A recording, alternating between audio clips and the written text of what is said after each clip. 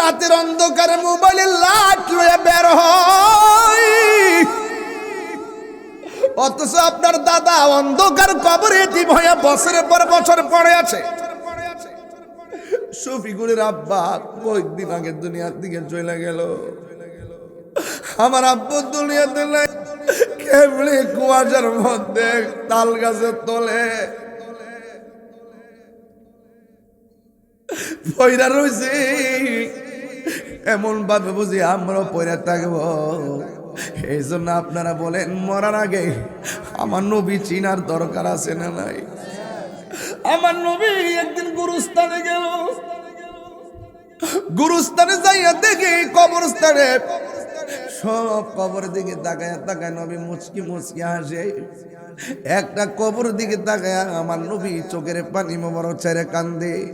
আওয়াজ করে বলুন, কবর আযাব কি সত্য না মিথ্যা? এই আযাবকে আমরা সহ্য করতে পারবো? এই আযাব আমরা সহ্য করতে পারবো না রে।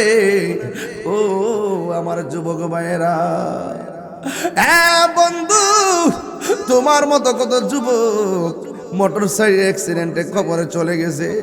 তোমার মতো কত ছোট্ট ছোট্ট পোলাপান পানির মধ্যে পইরা মারা গেছে।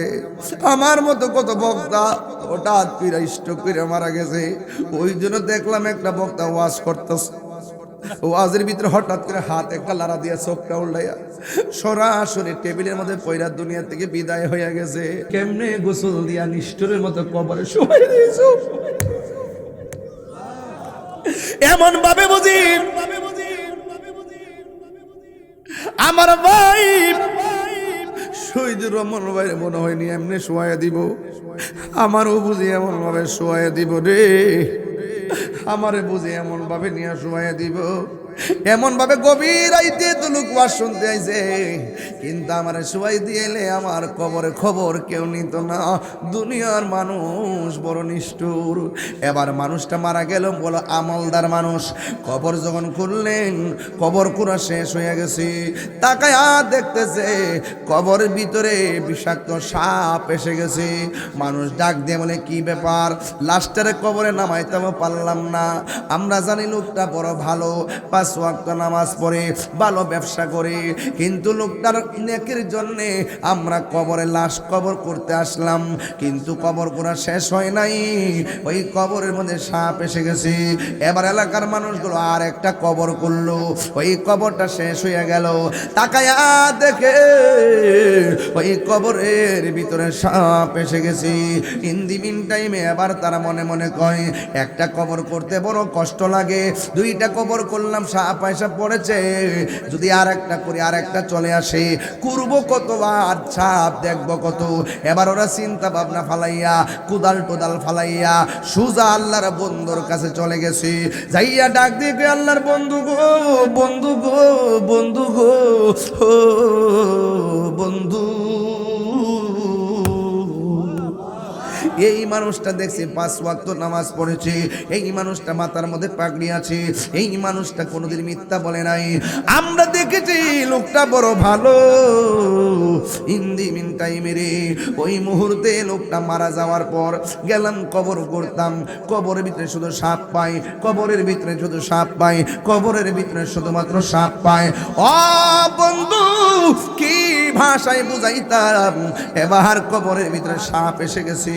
এবার আল্লাহর বন্ধু ডাক দিয়ে কয়, এখন তোমার বাবারে কবরে শোয়াইবা, তবে একটা কথা, কবর করতে থাকবা, সাপ থাকলে সাপ সহকারে দাফন করবা, না থাকলো সেখানে দাফন করবা। এবার তারা কবর করলো, কবর করার পরে দেখলো সাপ নাই।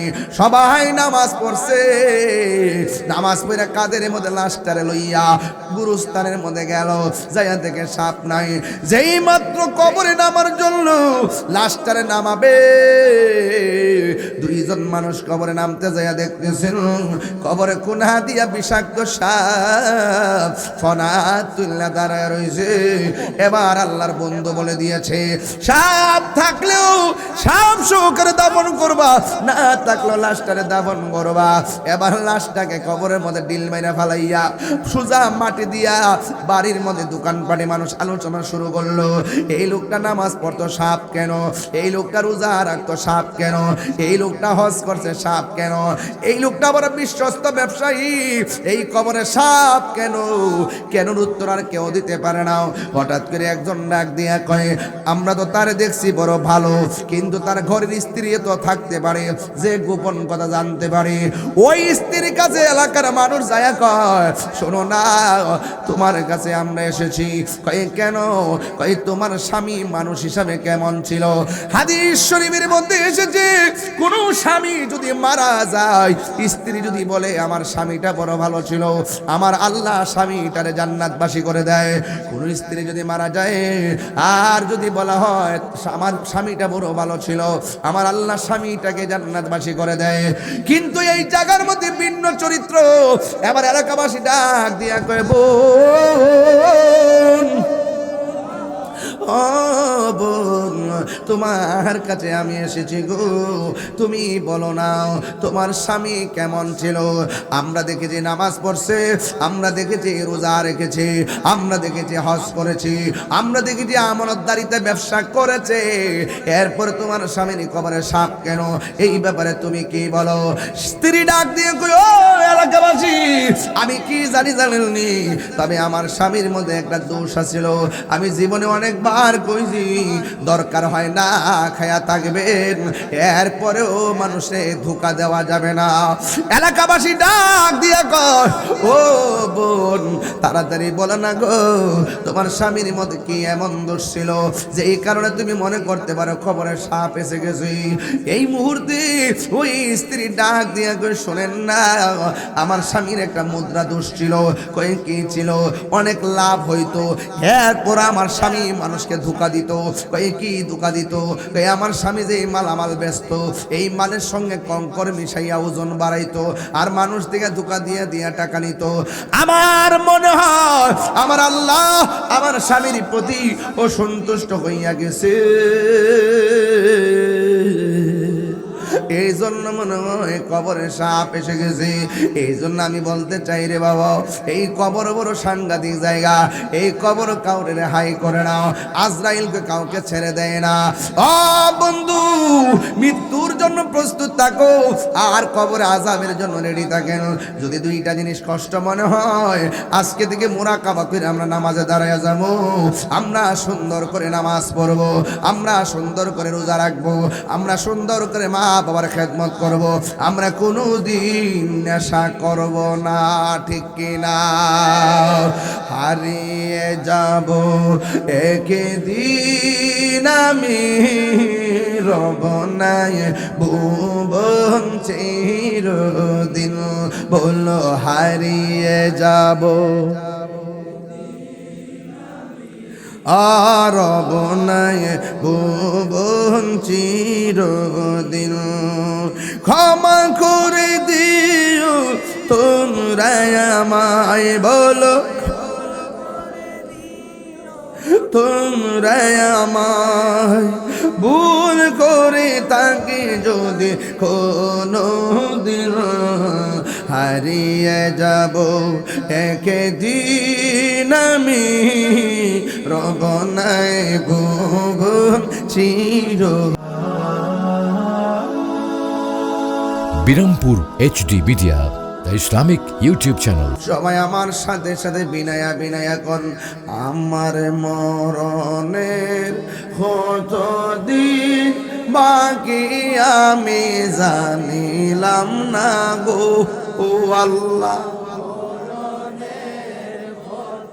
দিন বাকি আমার মরণের কতদিন বাকি আমি জানিলাম না গো আল্লাহ, মরণের কত দিন বাকি, আর আজরাইলা শিয়া যখন হস্তে দিবা দরি, আজরাইলা শিয়া যখন হস্তে দিবা দরি, তখন আমার মনাবাই করবা লুকা লুকি আমি জানিলাম না গো আল্লাহ, দিন বাকি, আমার মরণের কত দিন বাকি আমি জানিলাম না গো আল্লাহ, মরণের কত দিন বাকি, আর 40 দিনের আগে ভাইরে মৌতের নিশানি, 40 দিনের আগে ভাইরে মৌতের নিশানি, যেই জায়গা যার মরণ লেখা সেই জায়গা সে মরে আমি জানিলাম না গো আল্লাহ, মরণ কত দিন বাকি, আমার মরণের কত দিন বাকি আমি জানিলাম না গো আল্লাহ, মরণের কত দিন বাকি, আমার মরণের কত দিন বাকি আমি জানিলাম না গো আল্লাহ, মরণের বাকি, একটা জবান বন্ধ রাখবেন না, মোহব্বতে মায়ার সুরে বলো সুবহানাল্লাহ। একটা জবান বন্ধ রাখবেন না, মোহব্বতে মায়ার সুরে কন্যা ইয়া রাসূলুল্লাহ। এ বন্ধুরি, চতুর্দিকে কুয়াশা ঢুকতেছে, মানুষগুলো শীতের মধ্যে কনকন শীতের মধ্যে বসে আছে, কিন্তু আমাদের গায়ের মধ্যে চাদর আছে, গায়ের মধ্যে জাম্পার আছে, কানপট্টি দিয়ে বসে আছেন, অথচ এই ও বন্ধুরে আমার যাত্রা বড় বাড়ি গাউসিয়া সুন্নিয়া হাফিজিয়া মাদ্রাসা। ও বন্ধু, গত কিছুদিন আগে শফিকুল ইসলামের আব্বারে চিরদিনের জন্য কবরে শোয়াইল, এই জায়গায় আমার নামটা অত থাকতে পারতো, কথা বলেন ঠিক কিনা? বন্ধু, ওই যাত্রা বড় বাড়ির গুরুস্থানের মধ্যে মানুষটা একলা একলা পয়সা রয়েছে, কেউ যায় না। আমার বাবাও কবরে পড়ে আছে গো, আমিও তো যাই না, যাওয়ার সময় পাই না। একদিন আমি চলে গেল, আমার কবরে পারে কেউ যাবে না, আপনি গেল আপনার কবরের পারে কেউ যাবে না। মানুষ বড় নিষ্ঠুর, জানাজার মাঠে গেলে দেখা যায় মানুষ কত ব্যস্ত, 2 মিনিটও দেরি করতে সহ্য হয় না, তাড়াতাড়ি নামাজ পড়ো, তাড়াতাড়ি নামাজ পড়াও। বন্ধু, মানুষে তো ব্যস্ত, যার সঙ্গে চা পান করলেন, খেলাধুলা করলেন, এই মানুষটা কবরে ফালাইয়া দৌড়ায়া কাজে কর্মে ব্যস্ত হয়ে যায়। এই জন্য বলছি, দুনিয়ার কেউ কারো আপন নয়, আমাদের কবরে আপন যিনি হবে তিনি রাহমাতুল লিল আলামিন, ঠিক কিনা?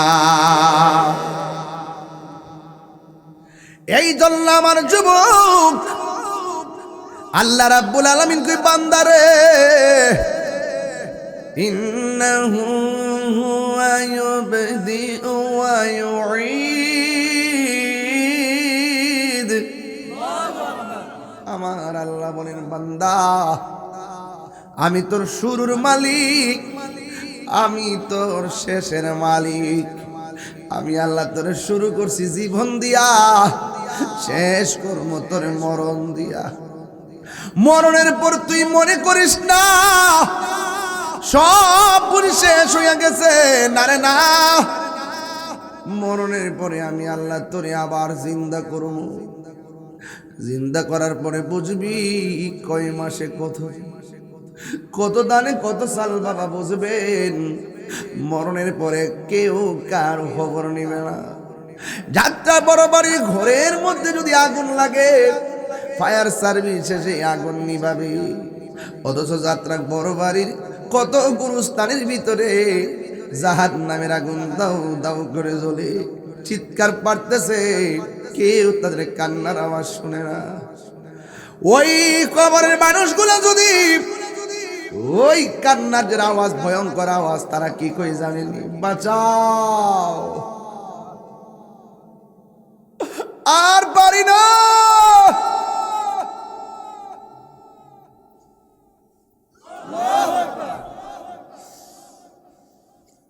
ও আল্লাহ, আমারে আবার দুনিয়াতে পাঠান, নামাজ ছাড়তাম না। আমারে আবার পাঠাও, রোজা ছাড়ব না গো। আমারে আবার পাঠাও, আমি তোমার গোলামি ছাড়ব না। আল্লাহ বলেন না রে না, সুম্মা ইলাইহি তুরজাউন, ফিরে আসলে আর আগের জায়গায় যাওয়া যাবে না। ইন্না লিল্লাহি ওয়া ইন্না ইলাইহি রাজিউন। আমার মৃত্যু হওয়ার পর আল্লাহ যখন কবরে জীবন দিবে, আর দুনিয়াতে আসা যাবে না। এই জন্য আল্লাহ কয়, আমি তোর শুরুর মালিক, আমি তোর শেষের মালিক। ও বন্ধুরে, আল্লাহ কয়, বান্দা এখনো সময় আছে রে, এখনো সময় আছে, আমি আল্লাহর গোলামি কর। এই জন্য যে কোনো মুহূর্তে মালাকুল মউত আজরাইল চলে আসতে পারে। মাছ যেমন পানি ছাড়া বাঁচে না, আর বান্দার কলব আমার আল্লাহর জিকিরে সারা বাসে না। ঠিক না বেঠি?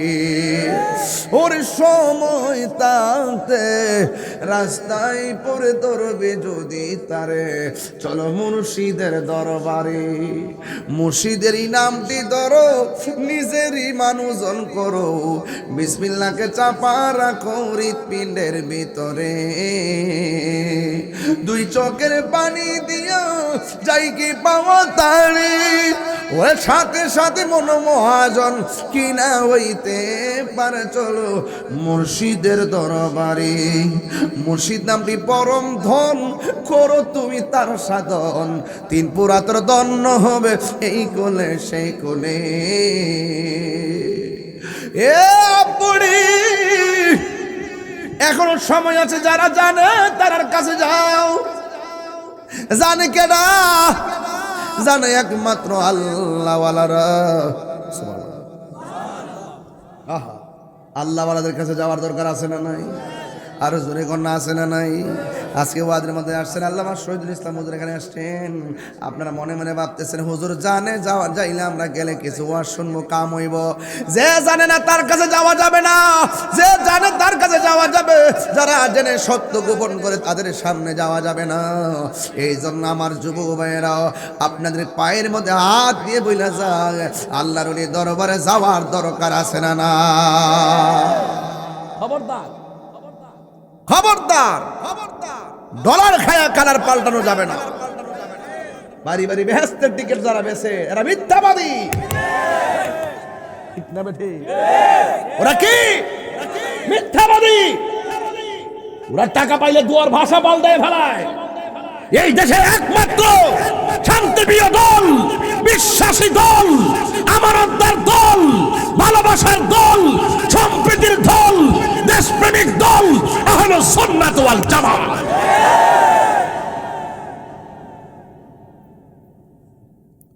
সুন্নি, খবরদার, আর আমরা ভুল করব না।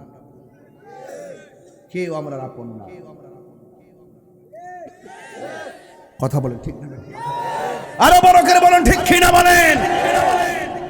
যেদিকে যাবো একদিকে যাবো, ইনশাল্লাহ কোন না কেন? আরো বড় করে বলেন ইনশাল্লাহ বলেন না কেন? আমরা একদিকে যাব ইনশাল্লাহ। আর যেন ভুল না হয়, সাবধান, পস্তাবেন কিন্তু বলে দিলাম।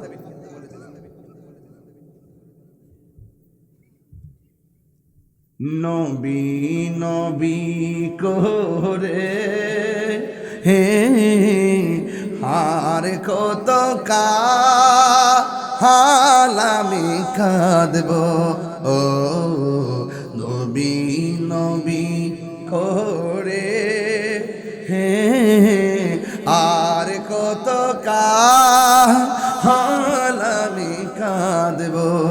নবী দরকার আসেনি? ভালোবেসে নবীজি ভালো হৃদয় মাঝে ধরে রাখিব নবী নবী করে আর কত কাল আমি কাঁদব ও নবী নবী করে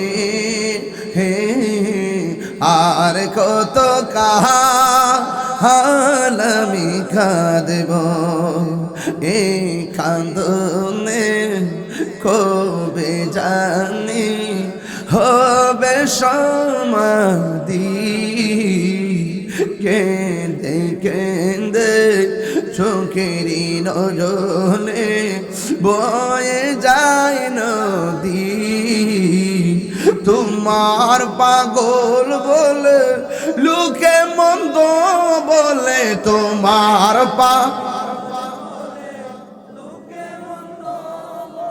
বলুক তোমায় ভালোবাসবো নবী নবী করে সারা জীবন থাকব নবী নবী করে আর কত কাল আমি কাঁদব ভালোবেসে নবীজিকে ভালো হৃদয় মাঝে ধরে রাখব নবী নবী করে আর কত কাল আমি কাঁদব একটা জবানও বন্ধ রাখবেন না মরণের কালে নবী দেখিতে চাই কি চাই না এই আওয়াজে মানি না জোরে বলো চাই কি চাই না আমার নবী যাত্রা বড় বাড়ি ভাঙ্গা করে সে আশেকরে দিদার দেওয়ার ক্ষমতা আছে না নাই ও বন্ধুরি বন্ধু আমার নবী ভাঙ্গা করে আসবে কখন জানো নি আমার নবী আপনার নবী বলেন বৃহস্পতিবারের দিন রাতের বেলায় সূরা ফাতিহার সাথে 11 বার আয়াতুল কুরসি আবার দ্বিতীয় রাকাতের মধ্যে সূরা ফাতিহার সঙ্গে 11 বার সূরা ইখলাস এই আয়াতুল কুরসি আর সূরা ইখলাস দিয়া যারা 2 রাকাত নফল নামাজ পড়া নামাজের শেষ বেলায় 100 বার দুরূদ শরীফ পড়বে আমার নবী আপনার নবী বলে রে ওই প্রেমিকের সঙ্গে আমার নবীর দিদার হয়ে যাবে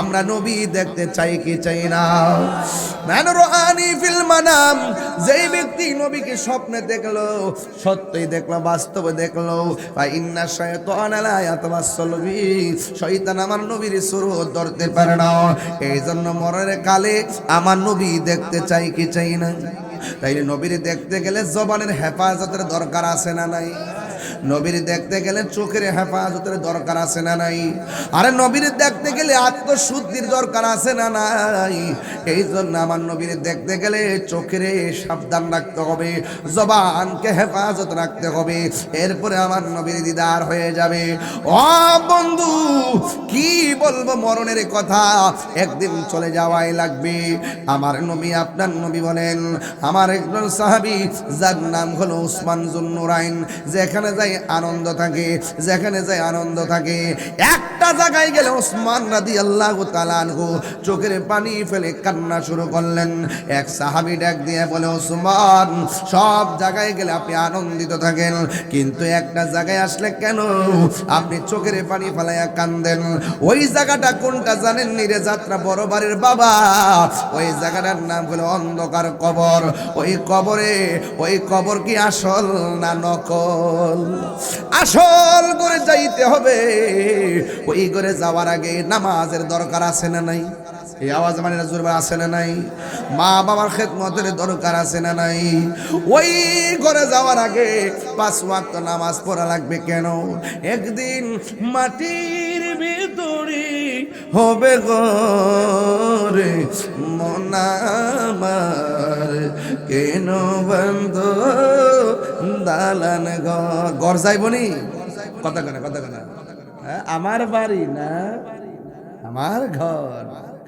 পরের জায়গা পরের জমিন ঘর বানায় আমি রই আমি তো সে ঘরের মালিক নয় আমার বাড়ি মক্কা সেই ঘরখানা যার জমিদারি আমি পাই না তাহার হুকুম জারি সে ঘরখানা যার জমিদারি আমি পাই না তাহার হুকুম জারি আমি পাই না জমিদারের দেখা আমি পাই না জমিদারের দেখা মনের দুঃখ কারে কই আমি তো সেই ঘরের মালিক নয় আর কইবেন না আমার বাড়ি আমার ঘর আমার কণ্ঠ ও ফাইন রে কত কণ্ঠলা দেখছি বাইঙ্গা হেতার চলে গেছে অহংকার করণ যাইব এক কথা অহংকার করণ যাইব অহংকার করা যাবে না কত হুজুর ওয়াজ শুনছি আজকে অনেক হুজুর অন্ধকার কবরে চলে গেছে আর কথা কোনা ঠিক না বেডে আজকে নাম শুনলে বাইঙ্গা আইসেন এমন এক সময় আমার আইব বাবারে টানও দিতাম না ওয়াজও করতাম না আব্বা ডাকলো 10,000 টাকা না 30,000 করে আমি যদি উল্টা দেও মানুষের কেউ আমার সামনে আইতো না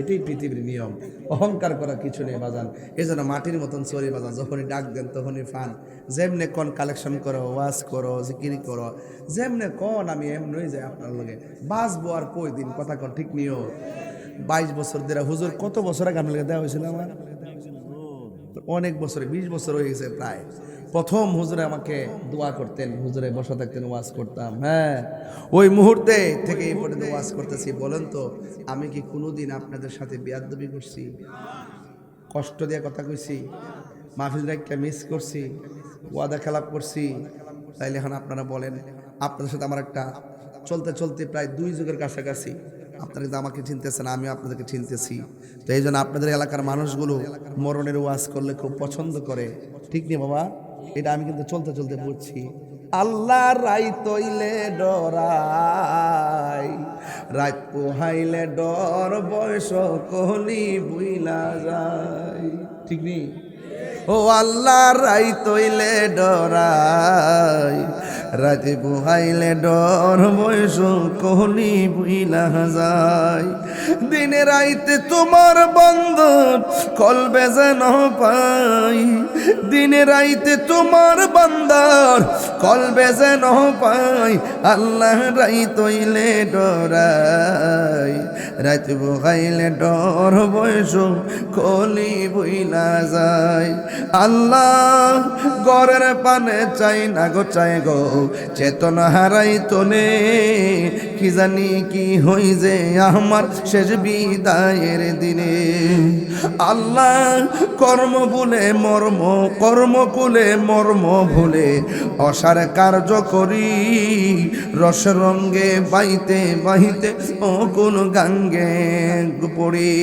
কুলবিরাও পারের কান্ডারি পারের মালিক সাই কুলবিরাও পারের কান্ডারি পারের মালিক সাই আল্লাহ রাই তৈলে ডরাই রাতে পোহাইলে ডর বৈশ কলি বুইলা যায় আল্লাহ রাই তৈলে ডরাই রাতে পোহাইলে ডর বৈশ কলি বুইলা যায় আল্লাহ রাই তৈলে ডরাই রাতে পোহাইলে ডর বয়স কলি বুইলা আল্লাহ আমি সৃষ্টি তুমি স্রষ্টা আমার কি বা সাধ্য যখন তখন উইরা যাইতে এই তাহিরি বাধ্য বাস্তারুমনি এই উসমান হাদি বাচ্চে সিঙ্গাপুর যায় কি বাচ্চে আল্লাহ আমি সৃষ্টি তুমি স্রষ্টা আমার কি বা সাধ্য যখন তখন উইরা যাইতে এই তাহিরি বাধ্য সব ক্ষমতার প্রতিপাদ্য হর হামেশা গাই সব ক্ষমতার প্রতিপাদ্য হর হামেশা গাই আল্লাহ রাই তৈলে ডোরা যায় রাতে পোহাইলে ডর বৈশ কোনি বুইলা যায় আল্লাহ রাই থইলে ডরায় রাতের অন্ধকারে মোবাইলে লাট লইয়া বের হয় অথচ আপনার দাদা অন্ধকার কবরে এতিম হয়ে বছরের পর বছর পড়ে আছে শফিকুলের আব্বা কয়েকদিন আগে দুনিয়ার দিকে চলে গেল আমার আব্বু দুনিয়াতে নাই কেবলি কুয়াশার মধ্যে তাল গাছের তলে পয়রা রয়েছে এমন ভাবে বুঝি আমরাও পয়রা থাকবো এই জন্য আপনারা বলেন মরার আগে আমার নবী চিনার দরকার আছে না নাই আমার নবী একদিন গুরুস্থানে গেল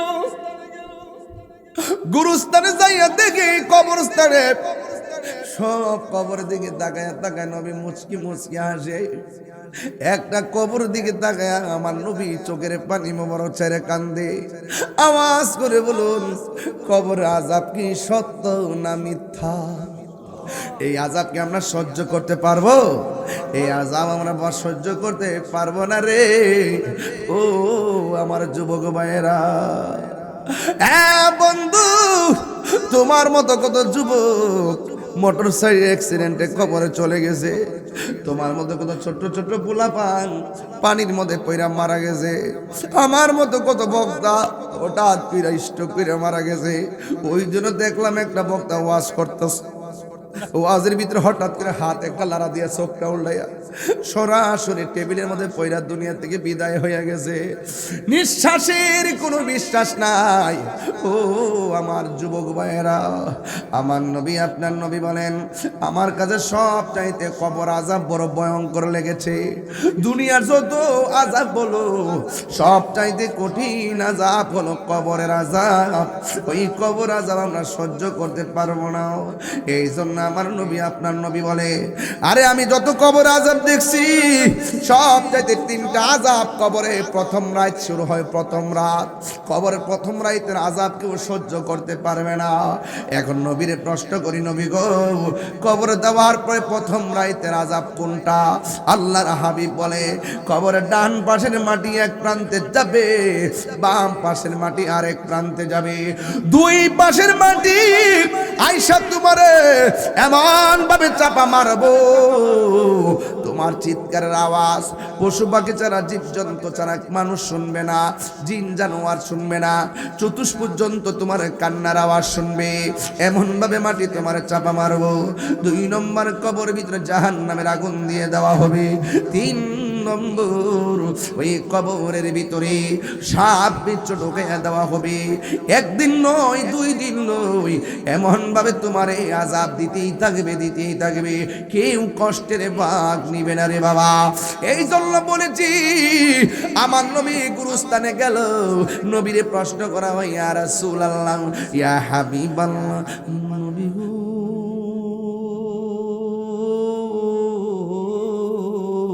ও মায়ের নবী দয়ার নবী কবরের ভিতরে কেন আযাব হইতেছে আমার নবী বলে একটা কবরের মানুষটা চুগলখড়ি করত আর একটা কবরের মানুষ এই মানুষটা প্রস্রাব করে পবিত্রতা অর্জন করত না এই জন্য কবরে আযাব হইতেছে ও বন্ধু দুনিয়ার যতই ভালো লেবাস ধরো না কেন ভিতরে যদি শয়তানি থাকে কেউ বোঝে না ধরার ক্ষমতা কার আল্লাহ তোমাকে টিকে পাকড়াও করবে এই বন্ধু রে আমার নবী আপনার নবী বলেন কবরে আযাব বড় সত্য কবরের আযাব বড় সত্য এই জন্য এক মানুষ তার মাথার মধ্যে টুপি আছে মুখের মধ্যে দাড়ি আছে নামাজ পড়ে 5 ওয়াক্ত কিন্তু হঠাৎ করে তার কাছে আজরাইল এসে গেছে মানুষ আশ্চর্য হয়ে গেছে মানুষ ডাক দিয়ে কয় কি বলে জানেননি মানুষ ডাক দিয়ে কয় কি ব্যাপার লোকটারে দেখছি নামাজ পড়ে লোকটারে দেখছি নামাজ পড়ছে লোকটারে দেখছি রোজা রাখছে লোকটারে দেখছি মাথার টুপি ফালাই নাই লোকটারে দেখছি কোনোদিন এই মানুষটা কোনোদিন নামাজ কাজা করে নাই এই লোকটা যখন মারা গেছে গো ওই মুহূর্তে তার কবর কুরবার লাগা মানুষ পাগল হয়ে গেছে। বালা মানুষের কবর কুরবার লাগা পাগল হয়ে যায়। হাদিস শরীফের মধ্যে আছে রে, যেই ব্যক্তি লাশে গোসল করাইব, যেই ব্যক্তি লাশের গায়ে কাফন লাগাইয়া দিব, আল্লাহ রাব্বুল আলামিন তার জন্য জান্নাতের স্বর্ণ মুক্তা খচিত ড্রেসের ব্যবস্থা করে দিবে। আল্লাহু আকবার কথা কেন? শুধুমাত্র তাই নয়, যেই ব্যক্তি লাশকে দাফন করে দিবে, কবরে নামায়া দিবে, এর মর্যাদা কত জানেন উনি? আল্লাহর হাবিব বলেন, আমার আল্লাহ তার জীবনে 40 বার তার গুনাহ মাফ করে দিবে। গুনাহ মাফের মালিক কেডারে? কেহ লইল আতর লুবান, কেহ লইবে জল, কেহ লইব বড়ই পতর, কান্দে নয়ন জলে রে বন্ধু, যাই যাই রে বন্ধু, যাই যাই রে। মা কান্দে, বাবা কান্দে, কান্দে আপন ওরে কান্দে দিয়া জনম, বিদায় তোমায় দিব রে, কান্দে হাই হাই রে সবাই, হাই হাই রে। মার কথা মনে আসেনি? বাপের কথা মনে আসেনি রে বাজান? দাদার কথা মনে আসেনি? কেমনে গোসল দিয়া নিষ্ঠুরের মতো কবরে শোয়াই দিয়েছো? এমন ভাবে বুঝি আমার ভাই শহীদুর রহমান ভাইয়ের মনে হয়নি এমনি শোয়া দিব, আমারও বুঝি এমন ভাবে শোয়া দিব রে, আমারে বুঝি এমন ভাবে নিয়ে শোয়া দিব। এমন ভাবে গভীর রাইতে তো লোক ওয়াজ শুনতে আইছে, কিন্তু আমার শোয়াই দিয়েলে আমার কবরে খবর কেউ নিত না। দুনিয়ার মানুষ বড় নিষ্ঠুর। এবার মানুষটা মারা গেল, বলো আমলদার মানুষ। কবর যখন খুললেন, কবর কুড়া শেষ হয়ে গেছে। তাকায়া দেখতেছে কবরের ভিতরে বিষাক্ত সাপ এসে গেছে। মানুষ ডাক দিয়ে বলে, কি ব্যাপার? লাস্টারে কবরে নামাইতে পারলাম না। আমরা জানি লোকটা বড় ভালো, 5 ওয়াক্ত নামাজ পড়ে, ভালো ব্যবসা করে, কিন্তু লোকটার নেকির জন্যে আমরা কবরে লাশ কবর করতে আসলাম, কিন্তু কবর করা শেষ হয় নাই। ওই কবরের মধ্যে সাপ এসে গেছে। এবার এলাকার মানুষগুলো আর একটা কবর করলো, ওই কবরটা শেষ হয়ে গেল। তাকায়া দেখে ওই কবরের ভিতরে সাপ এসে গেছে। ইন দি মিন টাইমে এবার তারা মনে মনে কয়, একটা কবর করতে বড় কষ্ট লাগে, 2টা কবর করলাম, সাপ পয়সা পড়েছে, যদি আর একটা করি আর একটা চলে আসে, করবো কতবার, সাপ দেখবো কত। এবার ওরা চিন্তা ভাবনা ফালাইয়া, কুদাল টোদাল ফালাইয়া সুজা আল্লাহর বন্ধুর কাছে চলে গেছে। যাইয়া ডাক দিয়ে, আল্লাহর বন্ধু গো, বন্ধু গো, বন্ধু গো, ও বন্ধু। এই মানুষটা দেখছি 5 ওয়াক্ত নামাজ পড়েছে, এই মানুষটা মাথার মধ্যে পাগড়ি আছে, এই মানুষটা কোনোদিন মিথ্যা বলে নাই। আমরা দেখেছি লোকটা বড় ভালো। ইন্দি মিন টাইমে রে, ওই মুহূর্তে লোকটা মারা যাওয়ার পর গেলাম কবর করতাম, কবরের ভিতরে শুধু সাপ পাই, কবরের ভিতরে শুধু সাপ পাই, কবরের ভিতরে শুধুমাত্র সাপ পাই। ও বন্ধু, কি ভাষায় বুঝাইতাম? এবার কবরের ভিতরে সাপ এসে গেছে। এবার আল্লাহর বন্ধু ডাক দিয়ে কয়, এখন তোমার বাবারে কবরে শোয়াইবা, তবে একটা কথা, কবর করতে থাকবা, সাপ থাকলে সাপ সহকারে দাফন করবা, না থাকলো সেখানে দাফন করবা। এবার তারা কবর করলো, কবর করার পরে দেখলো সাপ নাই। সবাই নামাজ পড়ছে, নামাজ পড়ে কাদের মধ্যে লাশটারে লইয়া গুরুস্থানের মধ্যে গেল, যাইয়া দেখে সাপ নাই।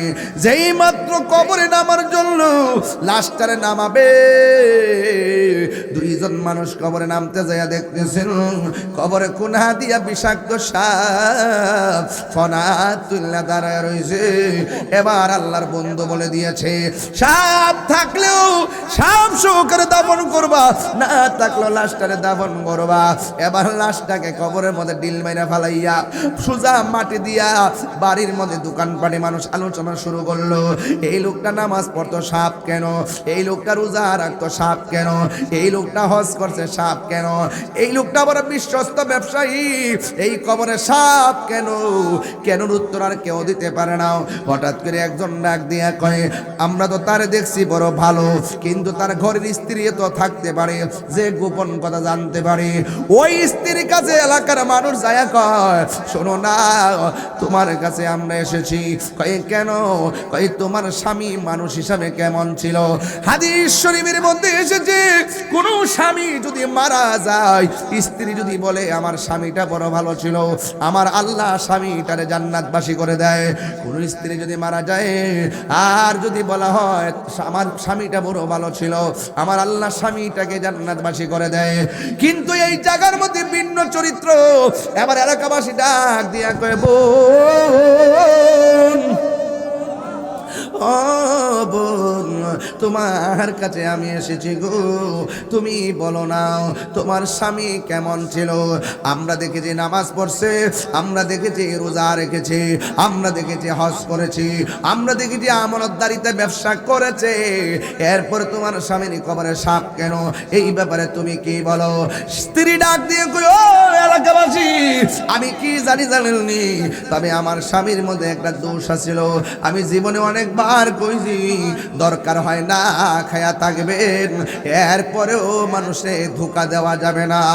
এলাকাবাসী ডাক দিয়া কয়, ও বোন, তাড়াতাড়ি বলো না গো, তোমার স্বামীর মধ্যে কি এমন দোষ ছিল যে এই কারণে তুমি মনে করতে পারো খবরে সাপ এসে গেছে? এই মুহূর্তে ওই স্ত্রী ডাক দিয়া কই, শোনেন না, আমার স্বামীর একটা মুদ্রা দোষ ছিল। কই কি ছিল? অনেক লাভ হইতো, এরপর আমার স্বামী মানুষকে ধোঁকা দিত। কই কি ধোঁকা দিত? কই আমার স্বামী যে মালামাল ব্যস্ত, এই মালের সঙ্গে কঙ্কর মিশাইয়া ওজন বাড়াইতো, আর মানুষ থেকে ধোঁকা দিয়া দিয়া টাকা নিত। আমার মনে হয় আমার আল্লাহ আমার স্বামীর প্রতি অসন্তুষ্ট হইয়া গেছে, এই জন্য মনে হয় কবরে সাপ এসে গেছে। এই জন্য আমি বলতে চাই রে বাবা, এই কবর বড় সাংঘাতিক জায়গা, এই কবর কাউরে রেহাই করে না, আজরাইলকে কাউকে ছেড়ে দেয় না। ও বন্ধু, মৃত্যুর জন্য প্রস্তুত থাকো আর কবরে আযাবের জন্য রেডি থাকেন।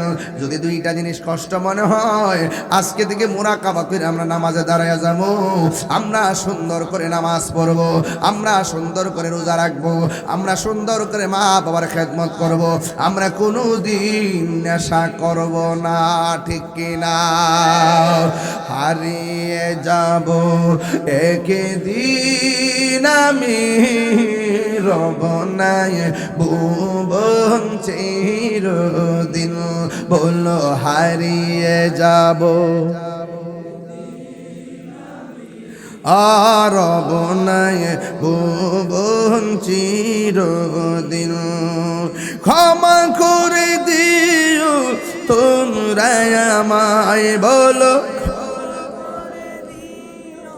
তোমরা আমায়, ভুল করে তাকে যদি কোনো দিন, হারিয়ে যাব একদিন আমি, রব নাই ভুবন চির। বাসে বাগানে বা গুরুস্থানে, এই এই এই বাস পচার আগে লাশ পচে যায়। কি বলেন মিয়া, অহংকার করেন কেন? বাস পচার আগে লাশ পচে যায়, 3 দিন পরে নাকটা পচে যায়, 6 দিন পরে হাতের নখগুলো উঠে যায়, 9 দিন পরে মাথার চুলগুলো উঠে যায়, 10 দিন পরে চোখটা ফেটে যায়, 70 দিন পরে পেটটা ফেটে যায়, 60 দিন পরে হাড্ডি থেকে গোশত আলাদা হয়ে যায়, 60 বছর পরে হাড্ডি পর্যন্ত মাটির সঙ্গে মিশে যায়। কেন অহংকার করেন ভাই? বাসে বাগানে বা গোরস্থানে হইতো দিবে মোরে খবর, তোমরা আমায় যাবে ভুলে, রাখবে না যদি কোনো খবর। এই জায়গার মনে মানুষগুলা বয়া রয়েছে, আবার শহীদের মন হুজুর আছে। মুফতি সাহেব আছে, আমার ভাইজান আছে, কে জানে সবার আগে মারা যায়। এই প্রথম গ্যালারিতে যারা বসে রয়েছে, কার নামটা যে আল্লাহ মৃত্যুর খাতায় আগে লিখে রাখছে আমরা জানি না। শফিকুল ইসলাম জীবনও চিন্তা করে না এই মাহফিলের আগে তার আব্বা মারা যায় হোক। আমার দৌড়ায় দাওয়াতটা করছে, মনে আছে দিনের বেলা কত কষ্ট করে দাওয়াত করছে। বাবা গো বাবা, বাবা গো বাবা, বাবা তুমি কেমন আছো ছোট মাটির ঘরে, তোমার খতারি দয় মাঝে পড়ছে বারে বারে। মিজানে তো তোমার আব্বার হারাইছে, নিজের কাঁধে লাশ লইছে, আমিও লইছি আমার বাপের লাশ কাঁধে। বাবা তুমি কেমন আছো ছোট মাটির ঘরে, তোমার খতারি দুই মাঝে পড়ছে বারে বারে। বাবা গো বাবা, বাবা গো বাবা, কত আদরে কত স্নেহ তোমার কাছে পেলাম, সব কিছু হারিয়ে আজকে নিঃস্ব হয়ে গেলাম। কত আদরে কত স্নেহ তো বাবা, বাবা গো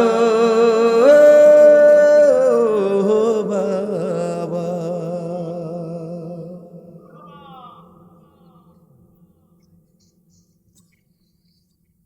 আল্লাহ আপনি আমরা যেদিন মরণ দিবেন জুম্মার দিন মরণ দিয়ে, আল্লাহ আপনি আমরা যেদিন মরণ দিবেন নবীর দিদার মাধ্যমে মরণ দিবেন। সবাই আমরা নবীকে দেখে মরতে চাই কি চাই না? সত্যি করে বলুন, এত কষ্ট করে যে বসছেন, বসাটা কি অযথা হয়েছে? শান্তি লাগছে নি? কলজাটা দাগ ডাকারছি নি? আল্লাহর কাছে কইতাম নি, আল্লাহ আমরা রাস্তাঘাটে অ্যাক্সিডেন্টে মরণ দিও না, যেদিন মরণ দিবা রমজান মাসে মরণ দি। আমিন কন্যাকে লেগা আল্লাহ আমাদের সকলকে বোঝার তৌফিক দান করুন। সকলে বলুন আমিন, আর বড় করে বলি আমিন।